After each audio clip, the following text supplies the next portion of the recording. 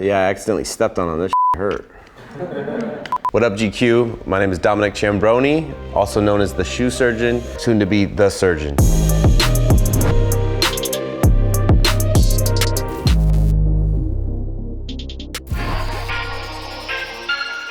Even before making custom shoes, I was customizing anything, building forts, actually like making. I remember the Data Supremes. I think it was like 7th or 8th grade, picking up some Data Supremes, taking them to school, and then just coloring on them with the orange Sharpie. And then after like getting those, my freshman year of high school, my cousin let me wear the original 85 Jordans. I went to school wearing these shoes, and it just attracted people instantly, where they're like, yo, what are those shoes? By wearing those shoes, it just like made me think that I can actually speak without actually having to talk. It was just something that gave me power, and instantly I knew I needed shoes that made me feel good.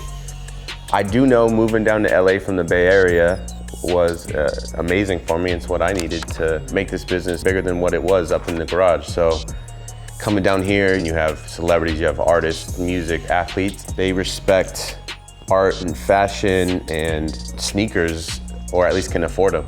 When I started collecting sneakers in high school, it was not just like, it wasn't just the Jordans. You know, I got into the SB for the storytelling. My interest from collecting shoes became about materials and sewing machines. I wanted a better sewing machine so I can make a better shoe.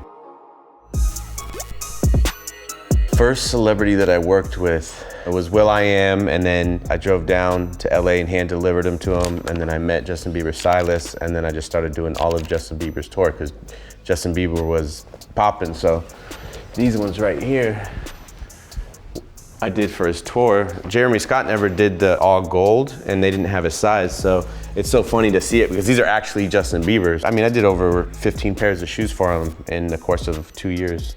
It was cool to work with a superstar.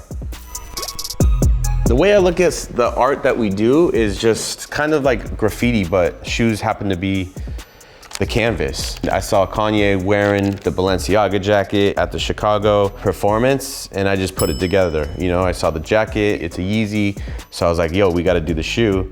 And we made a shoe, and then next thing you know, 2 Chainz hits us up that he wants a pair, he's on the cover wearing a pair. This shit's heavy, but they're actually really comfortable. I wore these in Vegas for a couple days, and it's one of the most comfortable pairs of shoes.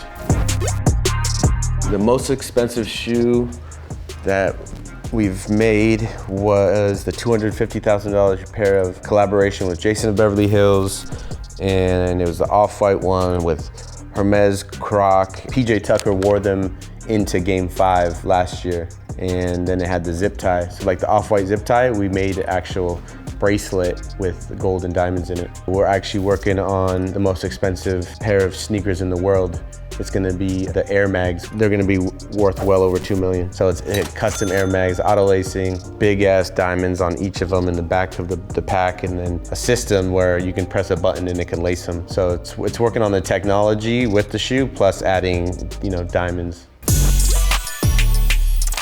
And we're working on a $150,000 cleat for Odell Beckham right now. The golden diamond, the yellow gold with diamonds in the swoosh. Cooper Cup and off-white dunk with the Rams colorway. I found a Cause dress shirt at Dover Street, cut it up and put it into a pair of cleats for him. Von Miller, we're taking the Crazy One Kobe and turning it into his cleat. And then we got Jalen, and one is the Lombardi Trophy, so it looks like a mirror when he wears them. And then we're doing some Swarovski rhinestone ones with Dan Life, because we did a custom helmet as well.